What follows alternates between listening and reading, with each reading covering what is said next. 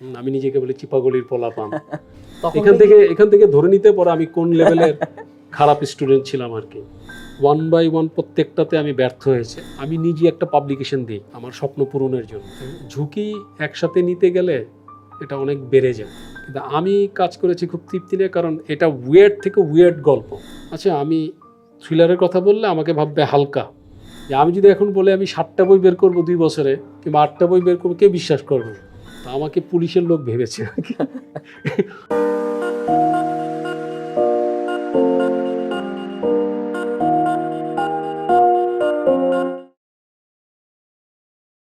সবাইকে স্বাগত জানাচ্ছি গল্পগ্রাফি সিজন 2 এর দ্বিতীয় পর্বে। আজকে আমাদের সাথে উপস্থিত আছেন দুই বাংলার অত্যন্ত জনপ্রিয় থ্রিলার লেখক, অনুবাদক এবং প্রকাশক মোহাম্মদ নাজিমউদ্দিন। আসসালামু আলাইকুম ভাইয়া। ওয়ালাইকুম আসসালাম, কেমন আছো?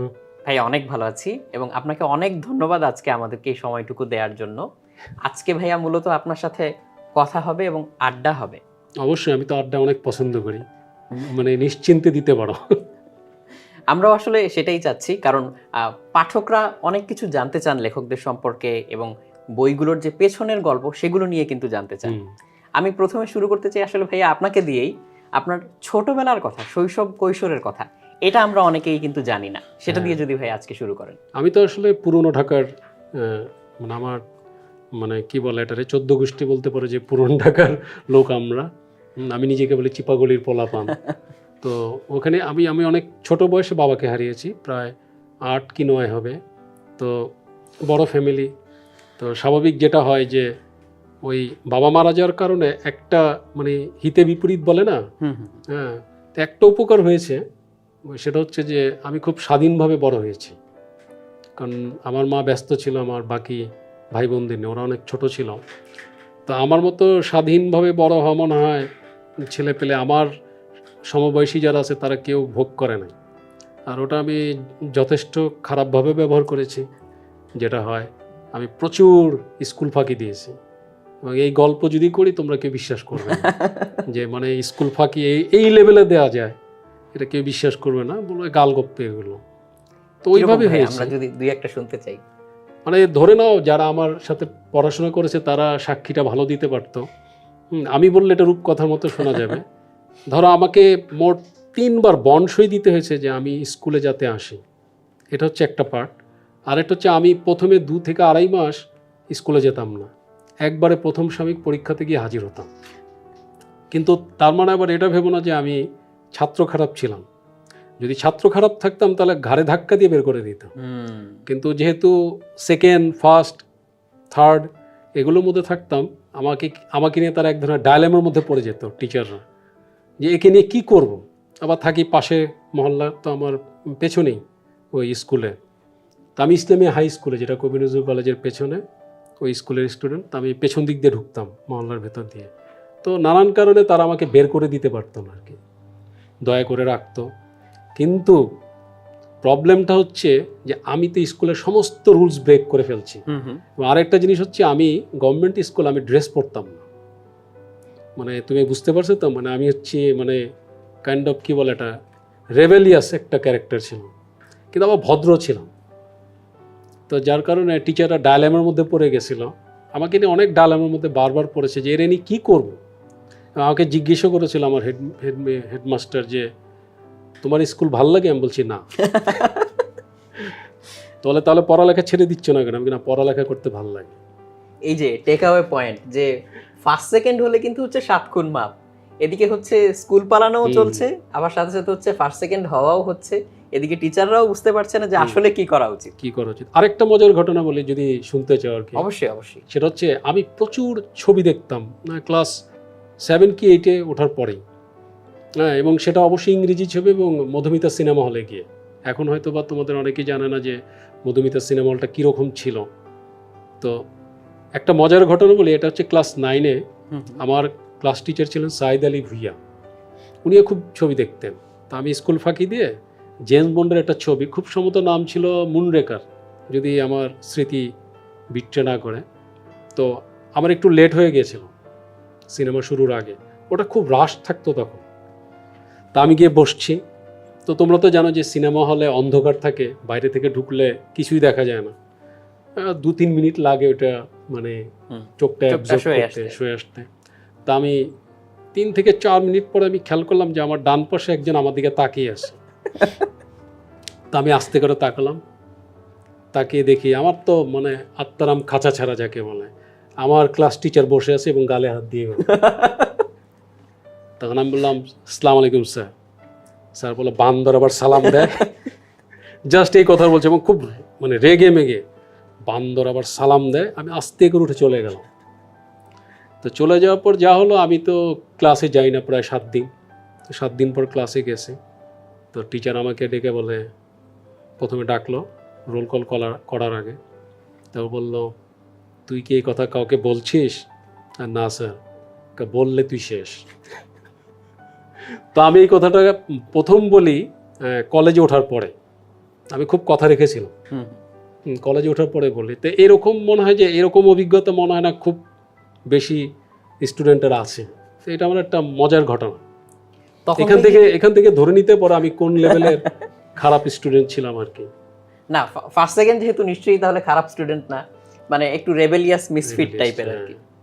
ভাইয়া, ওই যে জেমস বন্ড মুভির কথা যে বলছিলেন, তখন থেকে কি এই যে থ্রিলার জনরাটার প্রতি আগ্রহ নাকি? হ্যাঁ, এটা বলতে পারো। ভালো প্রশ্ন। কারণ আমি যখন ছবি দেখতাম তখন আমার কাছে মনে হতো যে আমাদের লাইফ তো একটু স্ট্রাগলের মধ্যে ছিল, যেহেতু বাবা মারা গেছে অল্প বয়সে। হ্যাঁ, এটা বুঝতেই পারো বিষয়টা। ওই বয়সে বাবা মারা যাওয়া কত বড় একটা মানে বিপদ, এটা যাদের হয় তারা বুঝে। তো ওটা এক ধরনের স্কেপ করার জন্য আমি ওই যে রিয়েল লাইফের যে ঘটনাগুলো নিয়ে সিনেমা হতো কিংবা গল্প উপন্যাস হতো, ওগুলোতে আমি খুব একটা মানে মজা পেতাম না। আমি মজা পেতাম একটু থ্রিলার, একটু অ্যাডভেঞ্চার, একটু ফ্যান্টাসি, এগুলো। এবং ওই কারণে সম্ভবত এখন মনে হয় যে ওই কারণে আমি হয়তো এইসব ছবির দিকে ঝুঁকে যাই এবং বইও পড়ি ওই ধরনেরই। এটা হতে পারে। তখন ভাইয়া কি ধরনের বই অ্যাভেইলেবল ছিল আপনাদের জন্য পড়ার জন্য? সত্যি বলতে তখন তো নীলক্ষেত ছিল না ওইভাবে। বাংলা বাজারে স্কুলের পাশেই কিছু দোকান ছিল, ইংরেজি বই পাওয়া যেত। এবং এখন যে বাংলা বাজারে মেন জায়গাটা, তোমরা যে যখন ঢুকো নোট এবং গাইড বই দেখো, ওগুলো ছিল না। ওগুলো সব ছিল গল্প উপন্যাসের বই এবং ভারতীয় বই প্রচুর পাওয়া যেত, মানে পশ্চিমবঙ্গের বই আর কি। তো আমি ওখান থেকে প্রচুর বই কালেক্ট করতাম এবং পড়তাম। পড়ার হ্যাবিটটা আমি মনে করি যে আমার লাইফের সবচেয়ে গুরুত্বপূর্ণ একটা দিক, যে আমি খুব ফাঁকিবাজি স্টুডেন্ট ছিলাম। অনেক কিছুই করেছি, স্কুলে যেতাম না, রুলস ব্রেক করতাম, কিন্তু আমি খুব বই পড়তাম। এটার জন্য আমি মনে করি যে আমি নিজেকে কৃতিত্ব দিতে পারি যে হ্যাঁ, আমি বই পড়তাম। অন্যরা হয়তো অতটা পড়তো না, আমি খুব বই পড়তাম। এখনও পড়ি, আবার কেউ যাতে আবার না ভাবে যে আমি পড়তাম মানে হচ্ছে যে পড়ি না এখন, তা না বিষয়টা। ভাইয়া, পড়াশোনার কথাই যদি বলি, তাহলে আমরা তো জানি আপনি সুন্দর ছবি আঁকতে পারেন, চারুকলায়ও ছিলেন কিছুদিন, তারপর সেখান থেকে আবার জার্নালিজমে চলে যান। এই ট্রানজিশনটা নিয়ে যদি বলতেন। চারুকলা আমি আসলে মানে স্বেচ্ছায় ছাড়ি না, এটার একটা প্যাথেটিক ঘটনা আছে। আমি এটা আজকে ডিটেল বলবো না, কারণ এটা আবার মজার কোনো ঘটনা না। ওখানকার কিছু শিক্ষক আর কি ইন্টারভিউ বোর্ডে, মানে আমি যখন মানে ইন্টারভিউ দিয়েছিলাম, ওখানে ইন্টারভিউটা খুব ভাইটাল ছিল। ওটা ঢাকা ইউনিভার্সিটির মতো না, এটা অনেকে জানে না। ওখানে পাশ করতে হবে আলাদাভাবে। তো যে কোনো কারণে, পলিটিক্যাল কারণেই হোক, ওখানকার 3 জন টিচার আমার উপরে খুব চড়াও হয়েছিল। সংক্ষেপে বলতে গেলে ফিল্টারিং করেছিল যে আমি একটা নির্দিষ্ট রাজনৈতিক মতবাদের ভেতরে পড়ি না বাইরে। তো যাই হোক, ওটা আমার কাছে খুব মানে আপসেট করে ওটা আমাকে। এবং আমি আর চারুকলায় মন বসাতে পারি না। আমি টিকেছিলাম, ভর্তি হয়েছিলাম, কিন্তু ওই টিচাররাই তো ক্লাস নিত, আমি ক্লাস করতাম না, আমি বের হয়ে যেতাম। কারণ আমার ক্যারেক্টার মধ্যে তো ওই রকম একটা ছিল, রেবেলিয়াস একটা ক্যারেক্টার ছিল। তো আমি ওদের ক্লাস করতাম না। এখন মেজর 3 জন টিচারের ক্লাস না করা মানে তো বুঝছো, আস্তে আস্তে আমি ডিটাচ হয়ে গেলাম। এবং একটা পর্যায়ে গিয়ে আমি আবিষ্কার করলাম যে আমি আসলে বেশিরভাগ ক্লাসই করছি না। তো ওখান থেকে আমি 6 মাস পরে সিদ্ধান্ত নিলাম যে এটার আমি করব না, আমি আবার পরীক্ষা দেবো, আবার অন্য কোনো সাবজেক্টে চলে যাব। এবং তখন আমার কাছে মনে হয়েছে যে আমি সাংবাদিকতায় ভালো করব, কারণ ওখানে একটা ইনভেস্টিগেটিভ জার্নালিজমের প্রতি আমার একটা দুর্বলতা তৈরি হয়েছিল। বই পড়েই বলো, সিনেমা দেখেই বলো, কারণ অনেক থ্রিলার উপন্যাসে কিন্তু নায়ক থাকে সাংবাদিক। হ্যাঁ, তো ওখান থেকে হতে পারে, আমি জানি না। আমি জার্নালিজমে ভর্তি হলাম। এভাবেই জার্নালিজমে আসা আর কি। আর যদি আরেকটু গুছিয়ে বলি, এই যে চারুকলা থেকে জার্নালিজমে চলে যাওয়া, এই জন্য কি আপনার এই ছবি আঁকা কি বা হচ্ছে এই আগ্রহটা, এটার কি কোনো পরিবর্তন হয়েছিল, নাকি নিজের মনের খোরাক জোগানোর জন্য আপনি আগে যেরকম ছবি আঁকতে পছন্দ করতেন সেই জিনিসটা একই রকম ছিল? আসলে মনে হয় মানে কিছু একটা প্রভাব ফেলেছিল এবং বাজে প্রভাবই হবে। চারুকলার ছাড়ার পরে আসলে আমি ছবি আঁকা কি অনেকটাই কমিয়ে দিয়েছিলাম। এটা কেন দিয়েছিলাম আমি ব্যাখ্যা করতে পারবো না, কিন্তু কমে গিয়েছিল। আমি আর সেভাবে ছবি টবি আঁকিনি, এটা হয়েছিল, প্রচুর কমে গিয়েছিল। আর সেখান থেকে ভাইয়া লেখালেখি এবং প্রকাশনায় আসা, এই জিনিসটা কবে থেকে অনুভব করলেন যে না আসলে এই জিনিসটা আমার করা উচিত বা এই দিকেই আসলে আগানো উচিত? এটা তো আমি একবার পোস্ট দিয়েছিলাম যে আমার 4টা প্রেমিকা। প্রথমটা ছিল মানে আসলে ছবি আঁকা, দ্বিতীয়টা ছিল মিউজিক। হ্যাঁ, আমি ব্যান্ড ট্যান্ড করেছিলাম ইয়ের দিকে, শেষের দিকে, স্কুলে কলেজ লাইফে শেষ হয়ে যায়। থার্ড হচ্ছে মুভি বানানো, ফোর্থ হচ্ছে লেখালেখি। তা আমি 1 বাই 1 প্রত্যেকটাতে আমি ব্যর্থ হয়েছি। আসলে ব্যর্থ হয়েছি, কিংবা আমি জায়গা করে নিতে পারিনি। চারুকলা যেমন নিতে পারিনি। তারপরে পাস টাস করে বের হওয়ার পরে আমি মিডিয়াতে গেছিলাম ডিরেক্টর হওয়ার জন্য, পারলাম না। এর আগে মাঝখানে মিউজিকে আমি ফেল করেছি, কারণ আমি যাদের নিয়ে মিউজিক করতে গিয়েছিলাম ব্যান্ড, তারা বেশিরভাগই বাইরে চলে গেছে, তার হয়নি আর কি। তারপরে ডিরেক্টর হতে গেলাম মিডিয়াতে, ওখানকার পরিবেশ আমি মানে মেনে নিতে পারিনি। তাকে 3টা গেল, থাকে একটা অপশন, লাস্ট অপশন, সেটা হচ্ছে লেখালেখি। তো ওটাই টিকে গেলাম। মানে প্ল্যান করে আসি নাই, এটা বলতে পারো যে মানে 1 বাই 1 ফেল করতে করতে তারপরে এটা লাস্ট রিসোর্ট ছিল আমার জন্য। এবং আমরা আসলে সেজন্য অনেক লাকি বলবো আমাদেরকে, কারণ আমরা খুব চমৎকার কিছু বই পেয়েছি। আমি যেমন শুরু করেছিলাম ভাইয়া আপনার ভিঞ্চি কোড অনুবাদটা দিয়ে, তো এই অনুবাদ আর এখান থেকে পরে থ্রিলার লেখা, এই বিষয়টা নিয়ে যদি বলতেন। আমি আসলে অনুবাদ করতে চাইনি, আমি চেয়েছিলাম মৌলিক লিখতে, কিন্তু বাংলা বাজারে প্রবেশ করার পরে আমি মানে টের পেলাম যে বাংলাদেশে নতুন লেখকদের বই খুবই ডিফিকাল্ট, মানে কেউ সুযোগ দেবে না। আর তখন তো কেউ মৌলিক থ্রিলার লিখতো না। আমি যখন প্রকাশকদের গিয়ে বলতাম যে আমি মৌলিক থ্রিলার লিখতে চাই, যে তুমি কে, এবং অনেকে খারাপভাবে বলছে। তো বলাতে যেটা হয় যে আমি নিজে একটা পাবলিকেশন দিই আমার স্বপ্ন পূরণের জন্য, কিন্তু পাবলিকেশন দেওয়ার পরে যেটা আমি আবিষ্কার করি সেটা হচ্ছে যে আমাকে তো আগে দাঁড় করাতে হবে পাবলিকেশনটা। আমি তো একটা পাবলিকেশন দিয়ে আমি নিজের বই নিজে বের করলাম, এটা তো অনেক রিস্কি হয়ে যায়। তো আমি চিন্তা করলাম যে কিছু অনুবাদ করি যেগুলো আসলে শিওর শট, মানে এখানে ফেল করবো না, এটা হয়তো আমাকে একটা ক্যাপিটাল দেবে, এবং প্লাস সাম্প্রতিকতম থ্রিলারগুলোর সাথে আমাদের পাঠকের একটা পরিচয় ঘটাবে। তাই আমি কিছু অনুবাদ করলাম, তার মধ্যে একটার নাম তুমি একটু আগে বললে, ভিঞ্চি কোড। এবং এই কয়েকটা বই করার পরেই আমার কাছে মনে হয়েছে যে এখন আমি করতে পারি। মানে এখানে আমি একটু প্ল্যানে এগিয়েছিলাম, বাদবাকিগুলো খুব একটা প্ল্যানে ছিল না, এই জায়গাটাতে আমার প্ল্যান ছিল। তারপর যখন একটু ক্যাপিটাল গেইন করলাম, তখন আমি ভাবতে পারলাম যে একটা সময় এসে ওকে দেই। আমি আবার একটু মানে হাম্বল ছিলাম তো বেশি, তা আমি ভেবেছিলাম যে প্রথম মৌলিকটা আমি না, অন্য কেউ লিখবে। এবং আমি এটা করেছিলাম, এটা অনেকে জানে, বাতিঘরের রাইটাররা অনেকে জানে, কাছের মানুষরা জানে। এবং ওই লেখক ফেল করেছিল মারাত্মকভাবে। ও ফেল করাতে আমি আরেকটু ভয় পেয়ে যাই, আমি আরেকটু সতর্ক হয়ে যাই। এবং আমি তারপরে যখন নেমেসিসটা লিখি, আমি প্রচণ্ড ভয়ে ছিলাম একটা দিকে, সেটা হচ্ছে যে পাঠক এটা কিভাবে নেবে। এখন আমার কাছে তো মনে হয়েছে যে এটা ভালো, কিন্তু আমার কাছে মনে হওয়াটা তো এটা সব না, এটা হয়তো সবাই মনে করে ভালোই লিখেছি। তা আমি 1 বছর ওয়েট করেছি এটার জন্য। এবং 2010 সালে ফেব্রুয়ারিতে যখন বইটা বের হলো, তখন আমি পাঠকের কাছে খুবই কৃতজ্ঞ যে তারা যদি ওইভাবে সাড়াটা না দিত, তাহলে তো আমিও আজকে এই পর্যায়ে আসতে পারতাম না। তো সেই থেকে শুরু, পাঠকের চাপই আমাকে পরবর্তীতে বাকি বইগুলো লিখতে অনেকটাই সাহায্য করেছে। আমার ভাইয়া নেমেসিসটাই প্রথম পড়া, এবং থ্রিলারের মধ্যে আর কি। এবং নেমেসিসটা পড়ার সময় আমার কাছে জিনিসটাকে খুবই ফ্রেশ লেগেছিল, যে একদম চমৎকার নতুন একটা গল্প এরকম লেগেছিল। কারণ এর আগেও যে বাংলা থ্রিলার পড়িনি তা তো আর না, কিন্তু পটভূমি অনেক ক্ষেত্রেই হচ্ছে অন্য জায়গায় থাকে, হ্যাঁ, অন্য বিদেশে। দেশে বিদেশে, বেশিরভাগ ক্ষেত্রেই তাই। হুম, হুম। একেবারে পরিচিত রাস্তাঘাট, পরিচিত পটভূমি, সেটাকে ঘিরে যেই গল্পটা, এই ব্যাপারটা আমার কাছে খুবই ইন্ট্রিগিং লেগেছিল, খুবই ফ্রেশ লেগেছিল এবং আসলেই হচ্ছে শুরু করার পর থেকে উঠতে পারছিলাম না এবং মনে হচ্ছিল যে বই শেষ হওয়ার পরে যে গল্পটা শেষ হয়ে গেল, এরপরে কি হবে? হুম। এই যে একটা গল্প একদম শুরু থেকে একজন পাঠককে টেনে শেষ পর্যন্ত নিয়ে যাওয়া এবং তার মধ্যে এই আফসোসটা তৈরি করা যে এই গল্পটা কি এখানেই শেষ নাকি এরকম গল্প আরো পাবো। তো এই গল্পগুলো কবে থেকে আপনার মাথায় আসা শুরু করলো বা এই ধরনের গল্পগুলো? ওই যে যখন অনুবাদ করতাম, হুম কিন্তু আমার ভেতরে তো একটা ছিল, প্ল্যান ছিল যে আমি মৌলিক লিখব। ওই সময়টার ভেতরে এই গল্পগুলো ঘুরতো। অনুবাদটা আমি আসলে মানে সত্যি বলতে আমি এখন বলতেই পারি এটা, যে ওটা আমি খুব একটা পছন্দ করে আমি করিনি, ওটা একটা প্রয়োজন ছিল। হুম।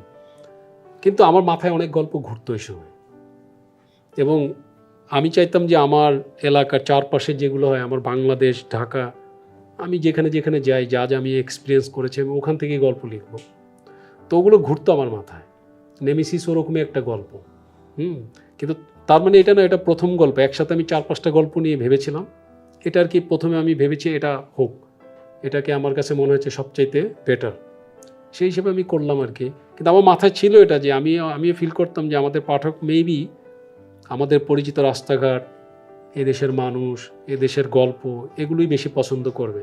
এটা আমিও ধরে নিয়েছিলাম লেখার আগে।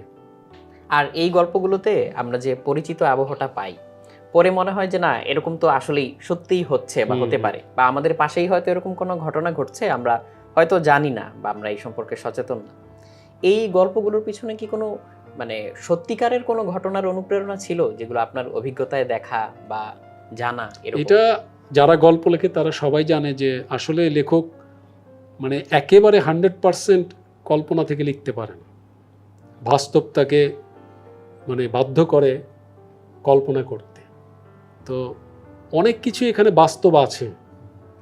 ওখান থেকে আমি ভেবেছি যে আচ্ছা, বাস্তবে এটা হয়েছে, কিন্তু আমি যদি এই গল্পে এটা এইভাবে দেখাই তাহলে কীভাবে? কথা সাহিত্য এরকমই।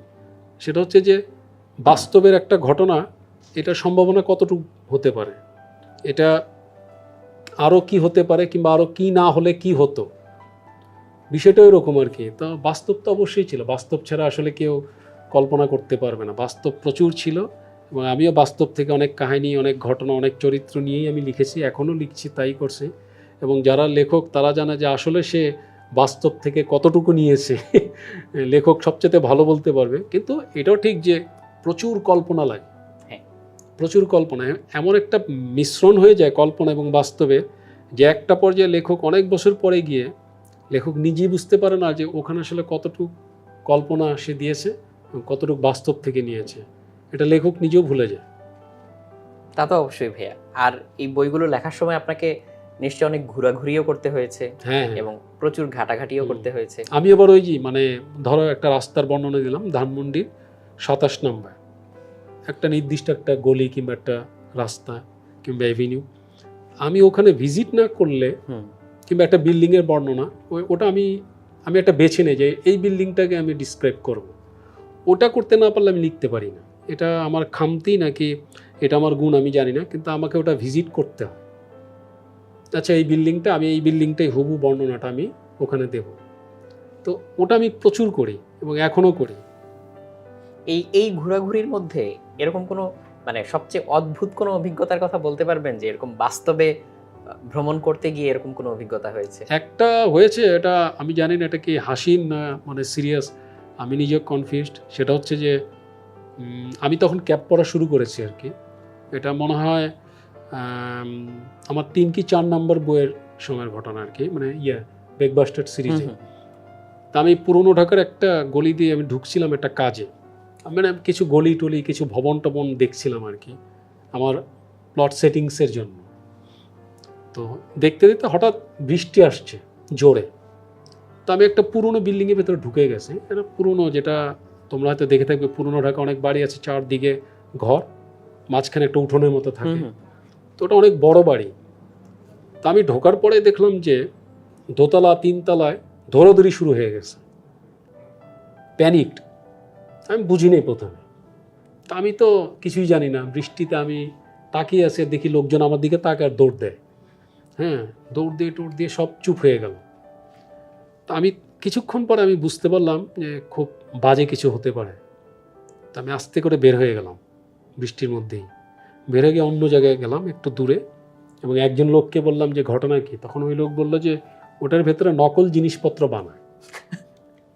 তা আমাকে পুলিশের লোক ভেবেছে আর কি। এখন যেটা হতে পারে যে ক্যাপ ট্যাপ দেখেছে তো, ব্লু ক্যাপ, হ্যাঁ, তো ওরা কিছু মানে খারাপ কিছু করতে পারতো পুলিশ ভেবে, তো ওটা রিস্কিও ছিল।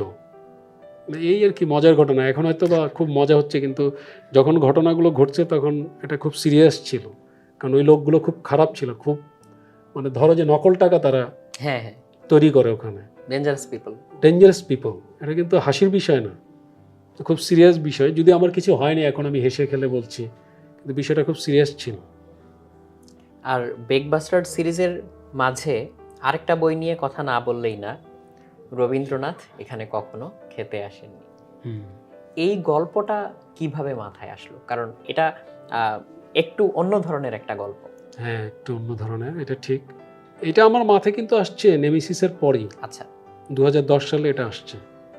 তখন নামটাম ঠিক করি নেই, কিন্তু গল্পের আইডিয়াটা আমার মাথায় আসছে যে মিস্টিরিয়াস কুক থাকবে এরকম, এবং সে অবশ্যই একটা ফিমেল ক্যারেক্টার। তো এইভাবে আমি গল্পটা সাজাতে চেয়েছিলাম, কিন্তু পাঠকের চাপে এবং পীড়াপিড়িতে আমি নেমেসিসের সিকুয়েল লিখতে শুরু করলাম।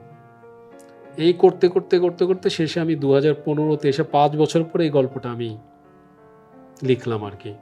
তো এই আইডিয়াটা আসছে, পুরনো ঢাকার অনেক ভালো ভালো খাবার টাবার আছে না, এগুলো সিক্রেট আছে। হ্যাঁ, যেমন হাজির বিরিয়ানি। আমি হাজি সাহেবকে ছোটোবেলায় দেখেছিলাম যে আমার এক আত্মীয়কে বলছে যে এটা সিক্রেট আছে, সেটা বলবে না, এবং এটা সে বলে না, মানে কাউকে বলে না। কিভাবে জানি সিক্রেটটা সেটা মানে অনেক বছর পর্যন্ত এটা মানে করে রেখেছে আর কি। তো ওইটা আমার মাথায় ছিল। আমি আরও কিছু বাবুর্চিকে দেখেছি, তাদের কিছু সিক্রেট ইনগ্রিডিয়েন্টস, যেমন খাবার রান্না করার পর একটা জিনিস ওরা বানিয়ে এনে ওটা ঢেলে দেয়। আমি এটা ডিটেল বলবো না, মানে একটা কিছু আর কি, ওইটা হচ্ছে একটা সিক্রেট একটা জিনিস। ওইটার কারণে খাবার একটা ডিফারেন্ট একটা টেস্ট ক্রিয়েট হয়। তো ওই কারণে আমি একটা মানে ভালো একটা কুক আমি ক্যারেক্টার নিয়ে ভাবছিলাম। এবং বাংলাদেশ তো আমাদের এখানে একটা সিঙ্গেল মহিলা যদি প্রত্যন্ত অঞ্চলে গিয়ে কিছু করে, একটা সন্দেহের তৈরি হয়। ওটা আমার মাথায় ছিল যে তাকে ঘিরে অনেক সন্দেহ হবে, রহস্য তৈরি হবে, আসলে রহস্য আছে মহিলার মধ্যে। এইভাবে ভাবতে ভাবতে এই গল্পটার জন্ম। এবং এটা নিয়ে তো ওয়েব সিরিজও হয়েছে। হ্যাঁ, সৃজিত মুখার্জি করেছেন হইচই থেকে। ভাইয়া, ওয়েব সিরিজের পর এখন যেহেতু আপনার হাতে এই অনেকগুলো গল্প আছে এবং এটা নিয়ে আপনি চাইলে আরো অনেক কিছু করতে পারেন, এখন কি আবার মুভিতে যাওয়ার ইচ্ছা আছে কিনা, যে এই স্টোরিগুলো নিয়ে বা এরকম কিছু নিয়ে? আমার তো মুভিতে যাওয়ার ইচ্ছে নেই, তবে অনেক জায়গা থেকে প্রস্তাব আসে, অনেক ডিরেক্টর, প্রডিউসার, অনেক প্ল্যাটফর্ম থেকে দেয়। আমি এগুলো বিবেচনা করে দেখি, কিন্তু যেহেতু অনেক বেশি পাই, আর একটা দুটো হয়ে গেছে, আমার দুটো হয়েছে কন্ট্রাক্ট, এবং রবীন্দ্রনাথ এখানে কখনো খেতে আসেননি, আমি একটু সতর্ক হয়ে গেছি। প্রথমে তো আমি ওগুলো বুঝতাম না, কারণ ওটিটি প্ল্যাটফর্ম সম্পর্কে আসলে আমার ধারণা খুব কম ছিল। এটা অস্বীকার করার উপায় নেই, কারণ এটা একেবারেই নতুন একটা মিডিয়াম। খুব বেশি মানুষের এটা সম্পর্কে ধারণা ছিল না, আমার আরও কম ছিল। ফলে আমি আসলে প্রথম দুটো জিনিস আসলে অতটা বুঝেও দেইনি, সত্যি কথা যেটা। কিন্তু এখন আমার একটা এক্সপিরিয়েন্স হয়েছে, এখন আমি অনেক সতর্ক। এখন আমি অফার পেলেই দেব না, দিচ্ছিও না। তবে হ্যাঁ, ভালো অফার হলে এবং ব্যাটে বলে মিলে গেলে আমি দেব। এবং কথাবার্তা হচ্ছে এরকম দুই একটা কাজ নিয়ে, ভবিষ্যতে জানানো হবে। আমরাও অধীর আগ্রহে তার অপেক্ষায় থাকব। আর বইয়ের ব্যাপারে যদি বলি ভাইয়া, নর্মাল যে হার্ড কভার বুক, এর বাইরে কমিক্স কিংবা গ্রাফিক নভেল, এই বিষয়গুলো নিয়ে আপনার চিন্তা? আমার তো প্রচণ্ড ইচ্ছে ছিল যে গ্রাফিক নভেল করব। আমি এটার খুব ফ্যান ছিলাম, এখনও আছি। ইনফ্যাক্ট আমি নেমেসিসটা ওভাবেই লিখতে চেয়েছিলাম। আচ্ছা, পরে ভেবে দেখলাম যে এটা মানে ঝুঁকি একসাথে নিতে গেলে এটা অনেক বেড়ে যায়। এটা অনেক বেশি বড় ঝুঁকি হয়ে যায় যে আমি মৌলিক থ্রিলার লিখছি এবং ওটা প্রথমে হচ্ছে গ্রাফিক নভেল। তো আমি ওটা মিনিমাইজ করার জন্য গ্রাফিক নভেলের এটা বাদ দিয়ে দিয়েছিলাম, কিন্তু ওটা আমার মাথায় আছে এখন, যার কারণে আমি একটা ঘোষণা দিয়েছি কয়েকদিন আগে, ঢাবাকা নামের আমার একটা উপন্যাস, ওটা গ্রাফিক নভেল হিসেবে আমি লিখছি, ওটা লেখা শেষ এবং ছবি আঁকাকির কাজ শুরু হয়েছে। আশা করা যায় যে 2 থেকে 3 মাসের মধ্যে ওটা আমি প্রকাশ করতে পারবো, এবং আমি এই কাজটা করেছি খুব তৃপ্তি নিয়ে, এই কথা বলতে পারবো। পাঠকের কেমন লাগবে না লাগবে আমি জানি না, কিন্তু আমি কাজ করেছি খুব তৃপ্তি নিয়ে, কারণ এটা উইয়ার্ড থেকে উইয়ার্ড গল্প, আমার অন্যান্য কাজের সাথে এটার কোনো মিল হবে না আশা করি আর কি। আমি নিজেই বলে এটা উইয়ার্ড গল্প, এবং আমি যেভাবে লিখে আউটলাইন করে, এই গল্পটা আমি আউটলাইন করে লিখিনি, আমি প্রতিদিন বসতাম এবং মাথায় যা আসে আমি তাই লিখতাম। ড্রাফটিংয়ের সময় আমি অনেকটা গুছিয়ে নিয়েছি, পলিশ করেছি, কিন্তু যখন প্রথমে লিখেছি আমি একদম আউটলাইন করে লিখিনি। আমি আশা করি যে পাঠকের হয়তো বা অতটা খারাপ লাগবে না, কিন্তু আমার নিজের কাছে এটা অনেক ভালো লেগেছে। আমরাও আশা করি যে এই জিনিসটা পেয়ে আমরা খুবই আনন্দিত হব, কারণ একে তো নতুন জিনিস, হ্যাঁ, তার উপরে আপনি যেভাবে জিনিসটাকে উপস্থাপন করছেন যে এটা খুবই টুইস্ট বা অন্যরকম ধরনের একটা উইয়ার্ড টাইপের একটা গল্প, তো আমরা হাতে পাওয়া পর্যন্ত তাহলে আমাদের অপেক্ষা করতেই হচ্ছে। হ্যাঁ, আশা করি তোমাদের ভালো লাগবে, ভালো লাগলে আমি সার্থক, আর না লাগলে কি আরেকবার ট্রাই করব। কারণ একটা জিনিস বিশ্বাস করি আমি জীবনে, মানুষ কখনো হারে না, সে হয় জেতে নাহলে শেখে, শেখে মানে ভুল করলে শেখে, কিন্তু হারে না কিন্তু কখনো। তা আমার কোনো গল্প যদি ব্যর্থ হয়, আমি পাঠকদের উদ্দেশ্যে বলে নিচ্ছি ক্যামেরার সামনে মুখ করে, তাহলে ওটা হারা হবে না, সেটা হবে আমি ওখান থেকে শিখবো, আমি পরে হয়তো আবার ভালো কিছু ট্রাই করব, যেটা সবারই করা উচিত। দুই বাংলার ভাইয়া পাঠক সমাজ নিয়ে আপনার চিন্তাধারা? দুই বাংলার পাঠক সমাজ আসলে মানে এটা অনেক বেশি আলোচনা হচ্ছে ইদানিং, এবং মিডিয়ার কারণে, সোশ্যাল নেটওয়ার্কের কারণে মাঝখানের যে দেয়ালটা ছিল এটা অনেকটা হয়ে গেছে, মানে ম্রিয়মান হয়ে গেছে, কমিউনিকেশন অনেক বেড়ে গেছে দুই বাংলার মধ্যে অনেক। আর যেহেতু আমরা উভয়ই বাংলা ভাষায় সাহিত্য চর্চা করি, ফলে নৈকট্য আসতে অতটা সময় নেয়নি। সোশ্যাল মিডিয়ার আবির্ভাবের পরপরই 5 বছরের মধ্যে এই ঘটনাটা ঘটেছে, এবং আমার কাছে মনে হয় এটা অদূর ভবিষ্যতে মার্চ করে একটা মার্কেট হয়ে যাবে, এবং সেখানে হয়তো সংখ্যাগরিষ্ঠতার কারণেই হোক আর আমরা স্বাধীন জাতি হিসেবেই হোক, আমরা এখানে একটু আপার হ্যান্ডই থাকবো, আমার কাছে মনে হয় এটা।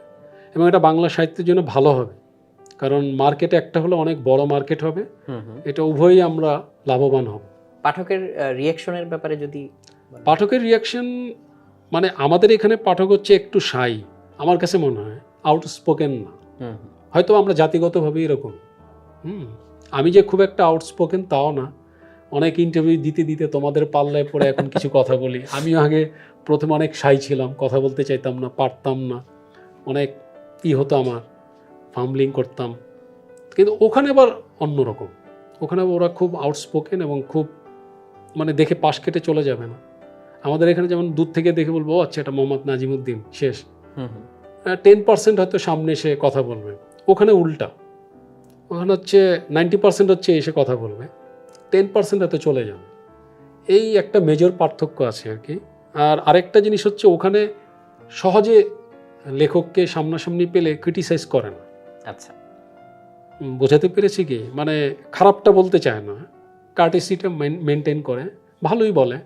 আমাদের এখানে অনেকে একটু বলে ফেলে, কিন্তু ওখানে একদমই বলে না। এইটুকু পার্থক্য আমি লক্ষ্য করেছি আর কি এই কয়েক বছরে। একটু ডিফারেন্ট একটা কোশ্চেন যদি করি ভাইয়া, শিওর, মানে লেখকরা বা সাহিত্যিকরা বা আর্টিস্টরা, তারা হচ্ছে সমাজের সবচেয়ে ইমাজিনেটিভ মানুষ, তারা অনেক কিছু বাড়তি চিন্তা করতে পারেন, অনেক কিছু তাদের কল্পনায় আনতে পারেন, যেটা বাকি যারা আছে বা আটপৌরে মানুষ যারা আছে তাদের হয়তো মাথায় আসবে না।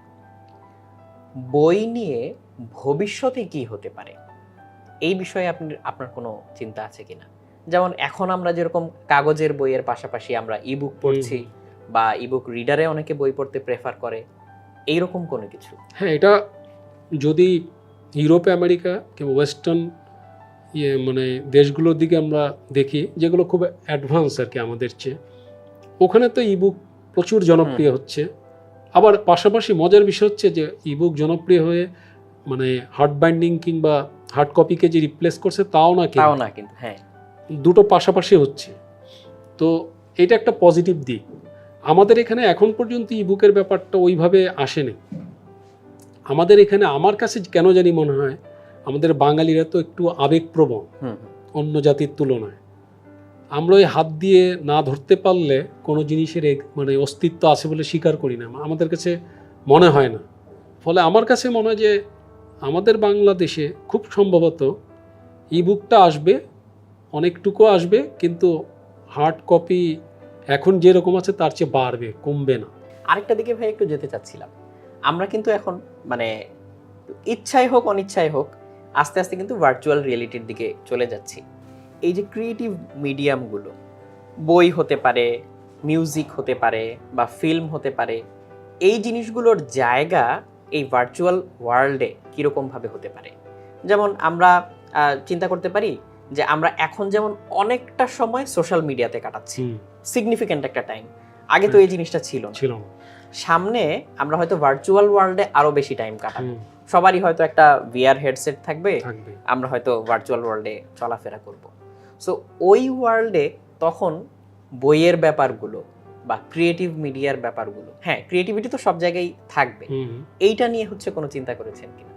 আমার কাছে মনে হয় যে, আমার কাছে মনে হয়, এটা প্রকাশক কিংবা লেখক হিসেবে বলছি না, নিরপেক্ষভাবে বলছি, যে যেটা হয় যে মেটাভার্স যেটা আসবে শোনা যাচ্ছে পদধ্বনি, ওটাতে ফিল্ম তারপরে কি বলে ভিজুয়াল মিডিয়ামগুলো যে আছে ওগুলো যেভাবে প্রভাবিত হবে বই অতটা হবে না আমার কাছে মনে হয়। কারণ কেউ ওইখানে ঢুকে বই পড়বে আমার কাছে এটা মনে হয় না। তো আমার কাছে মনে হয় যে অন্যান্য যে দিকগুলো আছে, মিউজিক, সিনেমা, এগুলোতে একটা প্রভাব পড়বে, এমনকি পেইন্টিংও পড়তে পারে আমার কাছে মনে হয়, কিন্তু বইতে খুব কম পড়বে আমার ধারণা। কারণ বইয়ের একটা বিষয় হচ্ছে কি, একটা মৌলিক ব্যাপার আছে, আমি পড়ছি, আমি কিন্তু বই পড়ি কিন্তু মাথা দিয়ে, মেনলি মাথা দিয়ে পড়ি, ওখানে আমি একটা ইমাজিনেশন করি। সিনেমা দেখার সময় আমি ইমাজিনেশন করি না, সে আমাকে দেখিয়ে দেয়। মিউজিক আমি ডিরেক্টলি শুনে ফেলি, আর এখন তো মিউজিক ভিডিও দেখি। তো বইয়ের বেলায় মনে হয় যে ওই ভার্চুয়াল রিয়েলিটিটা একটু কম প্রভাব ফেলবে, কিন্তু বাকিগুলোকে টোটালি ম্যানিপুলেট করে ফেলবে, টোটালি কোনো ওয়েই দেখছি না আমি। আপনার ভাইয়া এখন কি ধরনের বই বেশি টানে নিজেকে? সত্যি বলতে কি, মানে আমি আসলে কখনোই, মানে যে একটা ব্যাপার আছে না, আমি দেখেছি, আমি তো ঢাকা ইউনিভার্সিটিতে পড়েছি, আমি যে সময়টাতে পড়েছি মিড 90s-এ, তখন প্রচুর আতলামি হতো, যেটাকে আমরা গালি হিসেবে বলে আতলামি, যে ভারিক্কি বই পড়তে হবে। যেমন আমাদের সময় ইলিয়াস ছিল খুবই মানে শো অফ করার মতো একজন রাইটার। আমি ইলিয়াস পড়ি, এটা অনেক মানে আমি অনেক নিজেকে উপরের দিকে ভাবি আর কি, ভাব নেওয়ার জন্য। আমি কখন এটা করতাম না। আমি ইলিয়াস অনেক আগে পড়েছি, শহীদুল জহির পড়েছি, মানিক পড়েছি, কিন্তু আমি কখনো এগুলো বলতাম না। আবার আমি থ্রিলারও পড়তাম। আমি দেখেছি যে বেশিরভাগ মানুষের ভিতরে এরকম একটা ভাব আছে যে আচ্ছা আমি থ্রিলারের কথা বললে আমাকে ভাববে হালকা, আমি বরং এই গাম্ভীর্যপূর্ণ বইগুলোর কথা বলি। কিন্তু আমি আবার উল্টাটা করতাম, আমি সব পড়তাম কিন্তু আমি বেশি আলোচনা করতাম এগুলো নিয়ে। তাতে করে আমার অনেক ক্লাসমেট কিংবা বন্ধুবান্ধব হয়তো মনে করতে পারে যে সে তো একটু হালকা, আমি এটা কেয়ার করতাম না। তো আমি এখনও সব ধরনেরই পড়ি এবং সবাইকে বলি সব ধরনের বই পড়তে, কারণ সব ধরনের বই না পড়লে যেটা হয় সেটা হচ্ছে যে আসলে পাঠক হিসাবে নিজেকে বঞ্চিত করা হয়। আমি থ্রিলার লিখলে আমি সব ধরনের বই পড়ি এবং সবাইকে তাই বলি পড়তে। তারপরে কে কোনটা বেশি পছন্দ করবে এটা আলাদা বিষয়, এটা হতেই পারে। আমি সব খাবার খাওয়ার পরে মনে হলো যে ওই বিরিয়ানিটা আমার কাছে বেশি ভালো লাগে, সেটা ডিফারেন্ট ব্যাপার। কিন্তু আমি সবাইকে বলবো সব ধরনের লেখা এবং বই পড়ার জন্য, আমি নিজে এটা করি। ধন্যবাদ ভাইয়া। আর আপনার লেটেস্ট কাজ, পরবর্তী বই, সেটা নিয়ে যদি আমাদের পাঠকদের বলতেন, কারণ এটা নিয়ে আমরা প্রচুর প্রশ্ন পাই। আচ্ছা, আমি মাঝখানে অনেক দিন লিখিনি, কিন্তু ড্রপ ছিল, প্রায় 2 বছরের মতো ছিল। 2 বছর কিংবা 2.5 বছর পরে আমি একটা বই লিখেছি। এতে পাঠক অসন্তুষ্টই ছিল, এখনও আছে। তা আমার আউটলাইন করা আছে অনেকগুলো কাজ। তা আমি ঠিক করেছি যে এই বছরটা এবং আগামী বছর 5 থেকে 6টা বই আমি রিলিজ দেব। তার মধ্যে অন্যতম হচ্ছে ঢাবাকা, যেটা আমি ইতিমধ্যে ঘোষণা দিয়েছি। দ্য ভিঞ্চি ক্লাব নামের একটা আর্ট ডিটেকটিভের ক্যারেক্টার আমি ইন্ট্রোডিউস করব। প্রথম ঈশ্বর দ্বিতীয় জীবন, ল্যাবিরিন্থ, এরকম অনেক। নামতার জুলকারনাইন একটা প্রথম আলোতে ছাপা হয়েছিল ছোট্ট আকারে, ওটা আমি অনেক বড় করব। দরিয়ায় নূর, এরকম অনেক, মানে হয়তো বা 7-8টা হয়ে যেতে পারে। কিন্তু এখন বললে হবে কি, আমার রেপুটেশন এত খারাপ বই বের করার ব্যাপারে যে ওই ক্যামেরার পেছনে যে আসছে ও হাসছে, হ্যাঁ, এতই খারাপ আমার রেপুটেশন যে আমি যদি এখন বলে আমি 7টা বই বের করবো 2 বছরে কিংবা 8টা বই বের করবো, কে বিশ্বাস করবে? তো বইগুলো বের হলেই আসলে তোমরা দেখবে যে আসলে আমি ঠিক বলেছি কিনা আর কি, দেখা যাক। না, আমরাও ভাইয়া অধীর আগ্রহে আসলে অপেক্ষা করব যে আপনার বইগুলো আমাদের হাতে পৌঁছাক, এবং সেই বইগুলো পৌঁছালে তখন এই যে পাঠকের যে দীর্ঘদিনের অপেক্ষা কিংবা অসন্তোষ, যেটা বলেন অবিশ্বাস, সেগুলো আস্তে আস্তে কেটে যাবে আর কি। আমরাও সেটাই চাই যে বইগুলো দ্রুত আমাদের হাতে আসুক। ভাইয়া, আপনাকে অসংখ্য ধন্যবাদ আবারও আজকে আমাদের সাথে এতটা সময় কাটানোর জন্য। এবং যে বিষয়গুলো নিয়ে আমরা কথা বললাম, আমরা সবসময় হচ্ছে হয়তো এই বিষয়গুলো নিয়ে কথা বলার সুযোগ পাই না। আপনি এই সুযোগটা আমাদেরকে যে করে দিলেন এবং মন খুলে যে কথাগুলো বললেন, এর জন্য আপনাকে আরও একটা ধন্যবাদ। তোমাকে অনেক ধন্যবাদ, কারণ তুমি এমনভাবে কথা বলেছো, ইন্টারভিউ নিয়েছো, যে আমার কাছে মনে হয় না এটা ইন্টারভিউ, মনে হচ্ছে যে আমরা যদি 1 কাপ চা থাকতো এখানে তাহলে এটা বুঝতামই না এখানে ক্যামেরা ওপেন আছে। তোমাকে অনেক ধন্যবাদ। ধন্যবাদ ভাইয়া। আমরা আশা করব আজকের মতো পরবর্তী বইগুলো প্রতিবার যখন একটা করে বই আসবে, আপনি প্লিজ আসবেন, আমাদের সাথে কিছুটা সময় কাটাবেন, একটু আড্ডা দিয়ে যাবেন। আমরা সেই বইগুলো নিয়ে তো কথা বলবোই, এবং এর ফাঁকে ফাঁকে হয়তো পরবর্তী কাজগুলো বা অন্য যে জিনিসগুলো নিয়ে আপনি ভাবছেন সেগুলো সম্পর্কে হয়তো আমরা একটু ধারণা পেতে পারবো আপনার কাছ থেকে। অবশ্যই আসবো। ধন্যবাদ ভাইয়া। দর্শক, আজকে আপনাদের কাছ থেকেও বিদায় নিয়ে নিচ্ছি, এবং যারা এতক্ষণ ধরে দেখলেন, আমাদের সাথে আড্ডায় অংশ নিলেন, তাদেরকে অসংখ্য ধন্যবাদ জানাচ্ছি এবং কৃতজ্ঞতা জানাচ্ছি, কারণ আপনাদের জন্যই কিন্তু আমাদের এই আয়োজন। গল্পগ্রাফির পরের পর্বে সবার সাথে ইনশাল্লাহ আবারও দেখা হবে, কথা হবে। ততক্ষণ পর্যন্ত সবাই ভালো থাকবেন, সুস্থ থাকবেন।